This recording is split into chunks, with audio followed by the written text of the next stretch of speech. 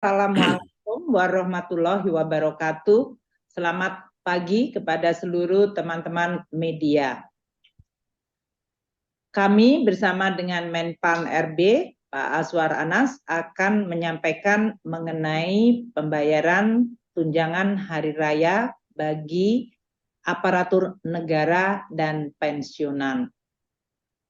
Seperti diketahui bahwa pemerintah terus mendukung dan mengelola momentum pemulihan ekonomi pasca pandemi dengan menggunakan instrumen fiskal secara ekspansif, terarah, dan terukur.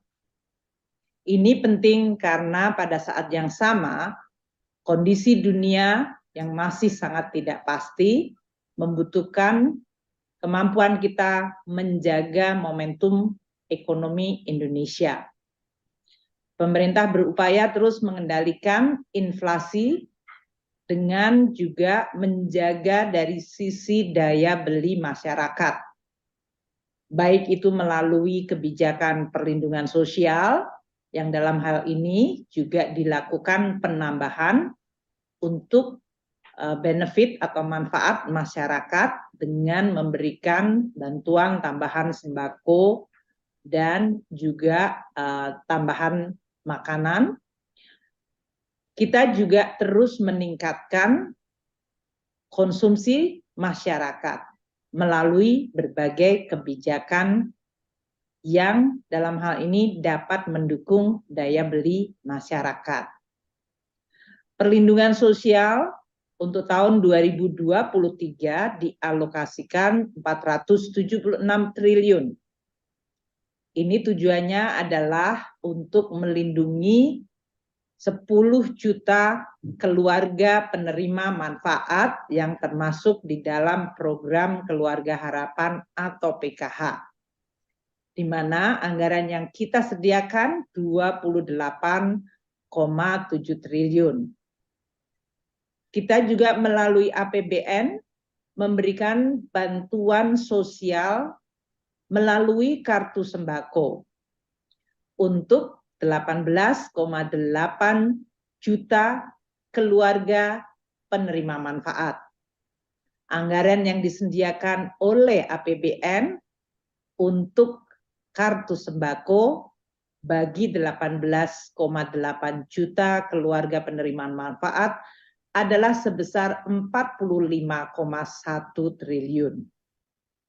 Di sisi lain, pemerintah juga membantu keluarga miskin dan rentan, UMKM, petani, dan seluruh masyarakat secara umum melalui subsidi energi dan juga subsidi non-energi seperti pupuk, kredit usaha rakyat, dan juga sektor-sektor transportasi. Besaran anggaran pendapatan belanja atau APBN di dalam memberikan bantuan kepada masyarakat dalam bentuk subsidi-subsidi tersebut, baik itu subsidi BBM, listrik, subsidi pupuk, kredit usaha rakyat, dan berbagai subsidi untuk tarif angkutan mencapai 290,6 triliun. Pemerintah juga membantu keluarga tidak mampu 96,8 juta untuk dapat memperoleh akses kesehatan melalui bantuan iuran jaminan kesehatan nasional. Biaya yang dikeluarkan adalah 46,5 triliun rupiah. Di sisi lain, bagi keluarga yang tidak mampu, maka putra-putrinya mendapatkan bantuan untuk pendidikan dalam bentuk program Indonesia Pintar.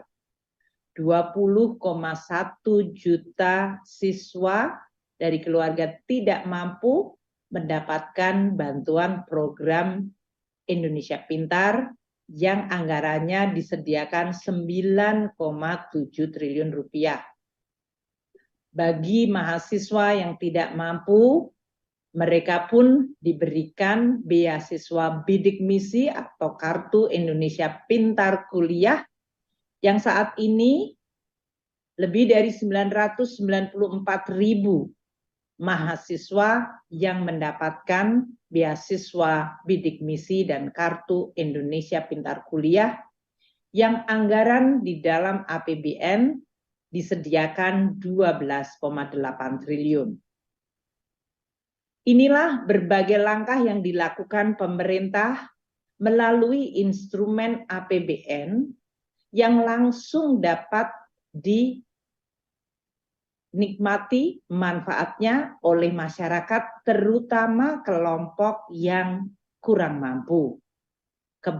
Keberpihakan dari pemerintah juga ditunjukkan melalui berbagai policy yang lain. Selain itu, menjaga inflasi agar tidak menggerus daya beli juga dilakukan. Pemerintah juga saat ini memberikan pemenuhan kebutuhan gizi melalui program perlindungan sosial bantuan pangan, yaitu akan diberikan kepada 21,3 juta kelompok atau keluarga penerima manfaat yang akan diberikan bantuan pemerintah dalam bentuk paket protein ayam dan telur kepada, maaf saya ulang, 21,3 juta keluarga penerima manfaat diberikan bantuan beras 10 kilo dan kepada 1,4 juta keluarga penerima manfaat dengan balita stunting akan diberikan tambahan protein ayam dan telur. Biaya tambahan untuk atau anggaran yang disediakan untuk membantu kelompok ini yaitu keluarga dengan anak stunting, balita stunting, dan tambahan bantuan beras 10 kilo bagi 21,3 juta kelompok atau keluarga penerima manfaat dianggarkan 8,2 triliun rupiah.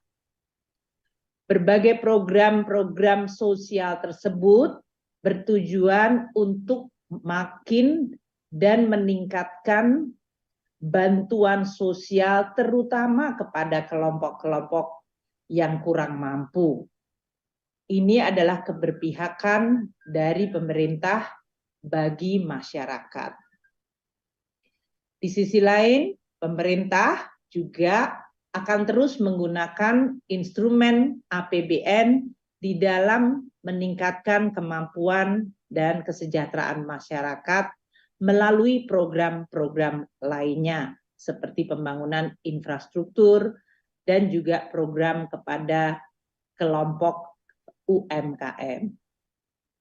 Bapak dan Ibu sekalian, teman-teman media, hari ini kami akan menyampaikan juga instrumen APBN yang di dalam rangka bulan Ramadan dan mendekati Hari Raya Idul Fitri telah mengalokasikan di dalam APBN anggaran untuk pemberian tunjangan hari raya bagi karyawan aparatur negara, di dalam ini termasuk TNI dan Polri, dan bagi pensiunan.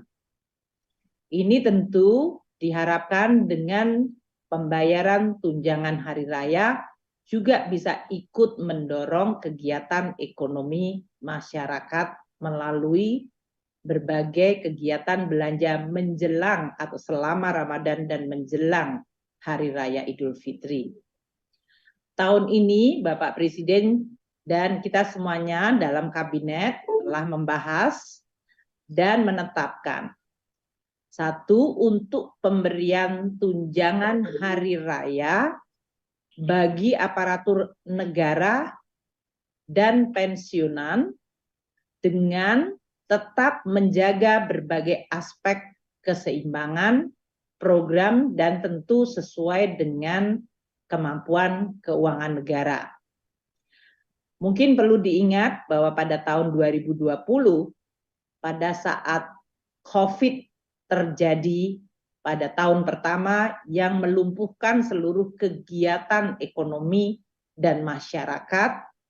Pada saat itu THR hanya diberikan kepada jajaran ASN, aparatur negara, TNI Polri, di bawah eselon 2 dan juga hanya untuk pensiunan.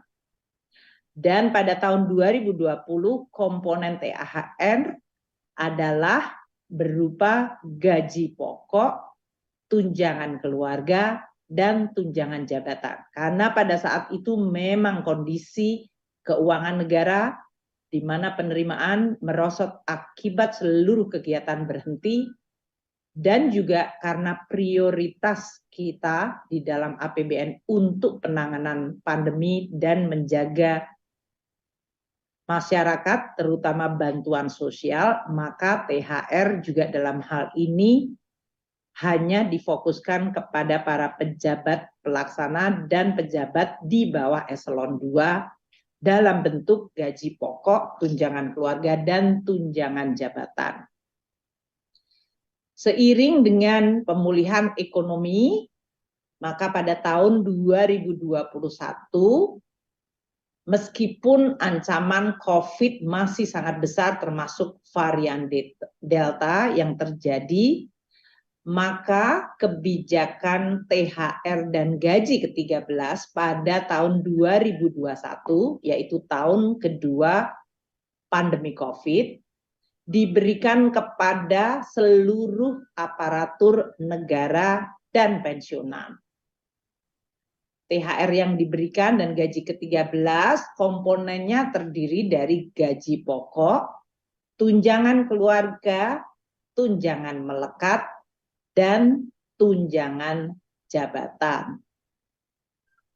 Pada tahun 2022 yang lalu, kita juga melihat pemulihan ekonomi juga semakin membaik dan penanganan COVID semakin terkendali. Namun kita juga melihat guncangan dari ketidakpastian global termasuk melonjaknya harga minyak yang menyebabkan melonjaknya kebutuhan subsidi bagi BBM dan listrik. Oleh karena itu pada tahun lalu kebijakan THR dan gaji ke-13 disamakan dengan tahun 2021, yaitu diberikan dalam bentuk gaji pokok, tunjangan keluarga, tunjangan melekat, dan tunjangan jabatan. Namun di tahun 2022 maka kita memberikan tambahan dalam THR dan gaji ke-13 50% tunjangan kinerja. Ini tentu karena kondisi APBN juga sudah membaik, namun kita juga melihat ketidakpastian yang luar biasa, jadi keseimbangan dilakukan.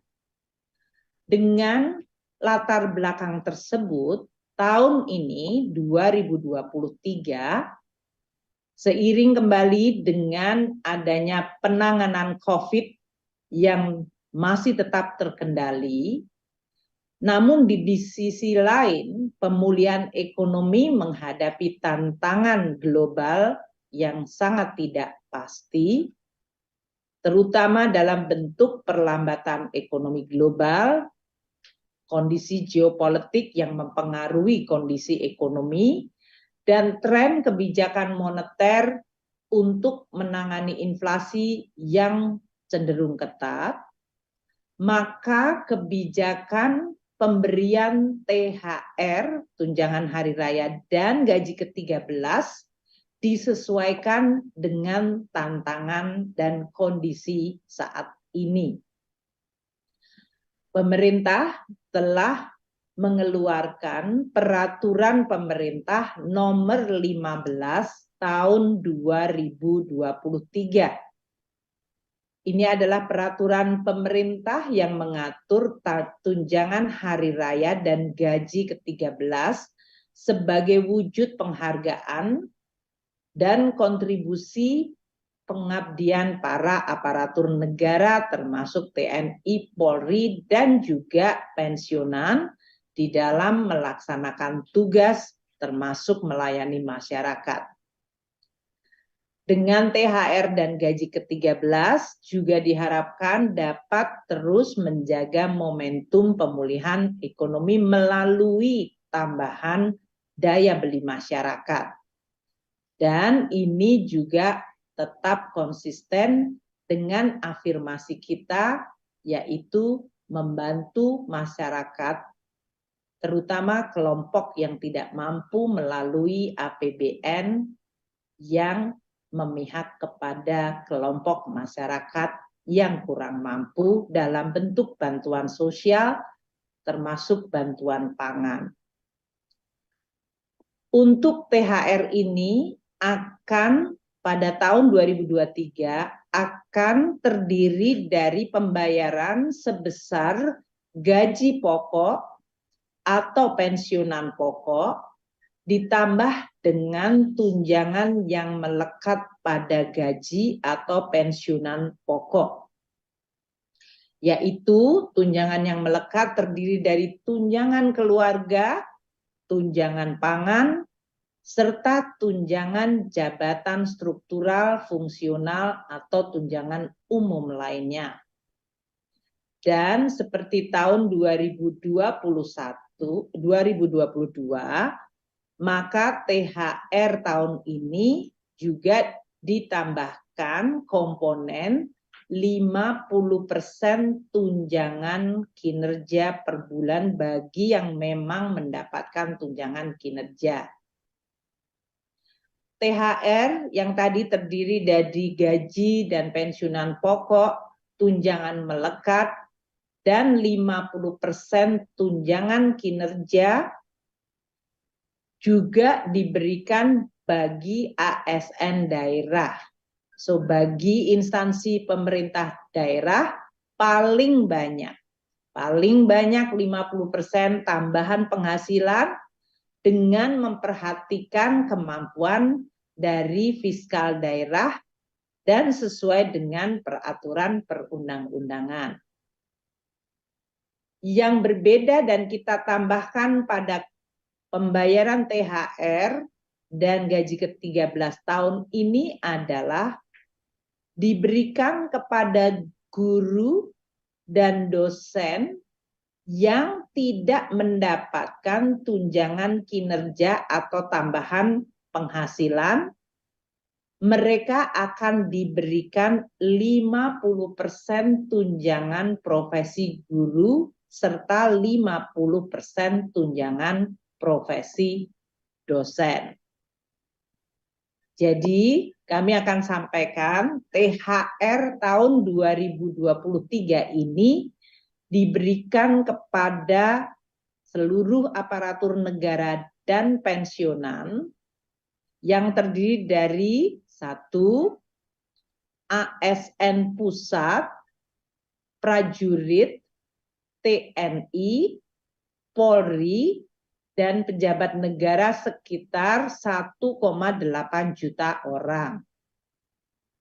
Kedua, ASN daerah, yaitu 3,7 juta orang, termasuk di dalamnya guru ASN daerah yang menerima tunjangan profesi guru sebanyak 1,1 juta guru, dan guru ASN daerah yang menerima tamsil yaitu 527,4 ribu orang.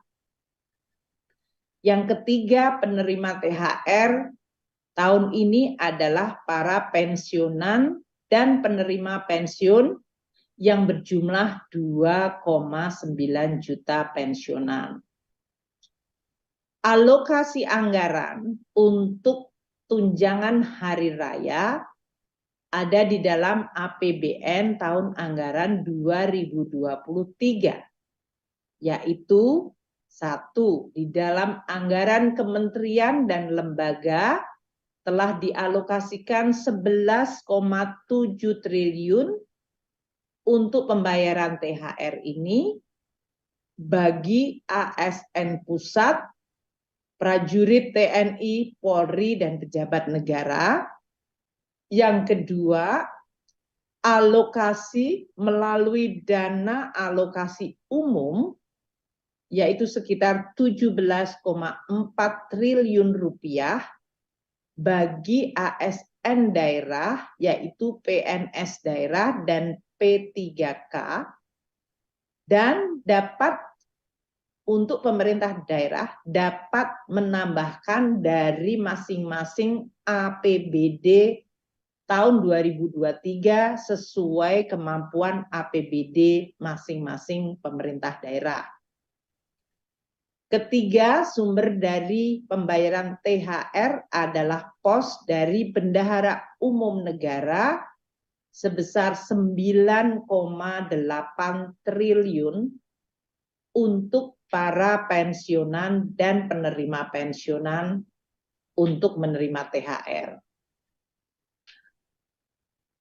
Untuk pencairan THR ini akan dimulai pada H-10 dari Hari Raya Idul Fitri. Ini kira-kira tanggal 4 April sudah mulai dicairkan.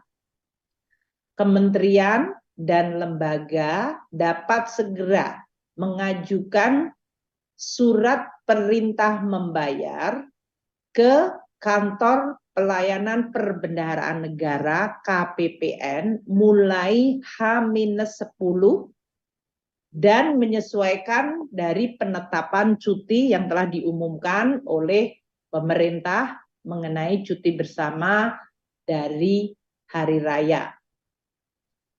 THR dapat dicairkan oleh KPPN sesuai mekanisme yang berlaku. Kementerian Dalam Negeri akan menginstruksikan kepada seluruh pemerintah daerah di dalam menyelesaikan penyusunan peraturan kepala daerah atau perkada mengenai pembayaran THR dan gaji ke-13 dalam minggu ini. Dengan demikian, dapat dipastikan agar pembayaran THR untuk ASN daerah dapat juga dimulai pada H-10 bagi pegawai-pegawai pemerintah daerah. Karena tahun ini ada komponen baru di dalam THR dan gaji ke-13, yaitu terutama bagi guru-guru ASN daerah yang tidak menerima tukin daerah atau tunjangan profesi TPP, di mana tahun ini mereka mendapatkan 50% TBG atau tunjangan profesi guru atau tamsil sebagai THR mereka. Ini pertama kali dilakukan. Maka pemerintah pusat akan memberikan tambahan transfer kepada seluruh pemerintah daerah. Diperkirakan total untuk 50% TBG tamsil sebagai THR guru-guru ASN daerah yang tidak menerima tukinda dan TPP, anggarannya mencapai 2,1 triliun. Kami akan segera bekerja sama dengan seluruh pemerintah daerah agar mereka tetap bisa membayarkan THR gaji ke-13 bagi guru-guru ASN daerah yang tidak menerima tukinda dan TPP ini dalam bentuk transfer tambahan. Kita minta agar supaya mereka bisa merayakan Idul Fitri, pemerintah daerah bisa menggunakan space APBD-nya membayarkan, namun kita juga akan segera melakukan koordinasi agar transfer tambahan dari pemerintah pusat untuk THR dan gaji ke-13 bagi para guru ASN daerah yang tidak menerima Tukinda dan TPP yang selama ini tidak pernah mendapatkan THR, tahun ini akan mendapatkan THR dalam bentuk 50% TPG atau tamsil. Seperti yang terjadi pada tahun sebelumnya, apabila THR ternyata belum dapat dibayarkan karena sesuatu hal sebelum Hari Raya Idul Fitri, tidak berarti THR-nya kemudian hangus. THR tetap dapat dibayarkan sesudah Hari Raya Idul Fitri. Namun kami akan terus menghimbau bekerja sama dan bekerja bersama seluruh kementerian, lembaga, dan pemerintah daerah agar diupayakan THR bisa diterima sebelum Hari Raya Idul Fitri. Kami mengucapkan terima kasih kepada seluruh jajaran aparatur negara, TNI, dan Polri yang terus bekerja terutama di dalam melayani masyarakat. Dan pada saat menjelang Lebaran, juga tetap bekerja secara penuh. Untuk pengaturan THR ini di dalam PP 15 2023 yang baru diterbitkan juga mengatur mengenai pembayaran gaji ke-13 untuk membantu keluarga-keluarga terutama pada saat tahun ajaran baru, yaitu membantu untuk belanja-belanja pendidikan bagi putra-putri keluarga ASN. Gaji ke-13 akan dibayarkan mulai bulan Juni 2023, di mana gaji ke-13 komponennya sama dengan THR tahun ini. Untuk pengaturan pelaksanaan teknis dari tunjangan hari raya maupun gaji ke-13 ini akan segera diatur dengan peraturan Menteri Keuangan karena keseluruhan dari PP masih membutuhkan aturan peraturan Menteri Keuangan untuk bisa melaksanakan amanat PP 15 2023. Peraturan Menteri Keuangan adalah untuk THR dan gaji ke-13 yang sumbernya berasal dari anggaran pendapatan belanja negara untuk pemerintah pusat. Sedangkan untuk APBD, pemerintah daerah perlu mengeluarkan peraturan kepala daerah untuk bisa menjalankan PP nomor 15 2023 mengenai THR dan gaji ke-13.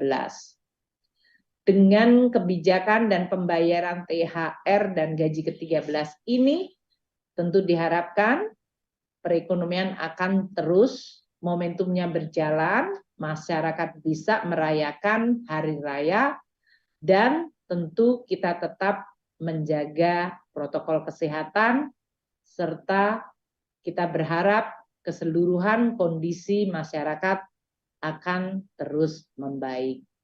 Demikian dari saya, Menteri Keuangan. Selanjutnya, Bapak Menpan RB, Pak Aswar Anas, akan menyampaikan mengenai aspek pelaksanaan teknis bagi seluruh aparatur sipil negara. Silakan Pak Anas. Baik, terima kasih Bu Menteri Keuangan, teman-teman media di seluruh Indonesia yang hari ini bersama dengan Ibu Menteri dan kami. Assalamualaikum warahmatullahi wabarakatuh. Om Swastiastu, Namo Buddhaya, salam kebajikan. Ibu dan Mas kami hormati Ibu Menteri Keuangan dan para dirjen dan teman-teman dari Kementerian Keuangan dan Pan RB dan teman-teman media seluruh Indonesia. Memang hari ini Bapak Presiden meminta supaya kami bersama Menteri Keuangan ini mengumumkan lebih cepat terkait dengan THR dan gaji 13. Pertama, kami ingin berterima kasih kepada seluruh aparatur negara yang telah, sedang, dan ke depan akan terus berkontribusi memberikan pelayanan publik terbaik telah banyak inovasi dan kerja keras bersama yang digerakkan oleh seluruh aparatur pemerintah untuk melayani masyarakat, untuk membawa Indonesia tetap bisa tumbuh di tengah berbagai tantangan yang ada. Bukti nyata kontribusi aparat pemerintah, seperti sampaikan Bu Menteri tadi, tampak nyata lewat kerja keras dan gotong royong dalam penanganan COVID-19. ASN, TNI Polri, dan seluruh elemen masyarakat bersama-sama menjadikan pandemi terkendali dan penanganan pandemi Indonesia termasuk salah satu yang terbaik di dunia. Nah, pemberian THR ini merupakan penghargaan pemerintah terhadap kontribusi seluruh aparatur pemerintah dengan harapan ke depan semuanya bisa meningkatkan kinerja, memperbaiki pelayanan publik, dan terus berinovasi. Kementerian Pan-RB juga telah menerapkan skema reformasi birokrasi tematik agar seluruh kekuatan birokrasi fokus pada penyelesaian masalah warga, terutama pada 5 tema utama, yaitu penurunan kemiskinan, peningkatan investasi, penguatan digitalisasi, pelayanan publik, termasuk sistem pemerintah berbasis elektronik atau SPBE, penguatan produk dalam negeri, dan pengendalian inflasi. Indikator-indikator itulah yang ke depan menjadi fokus penilaian reformasi birokrasi sehingga kinerja aparatur negara semakin berdampak ke masyarakat sesuai dengan arahan Bapak Presiden.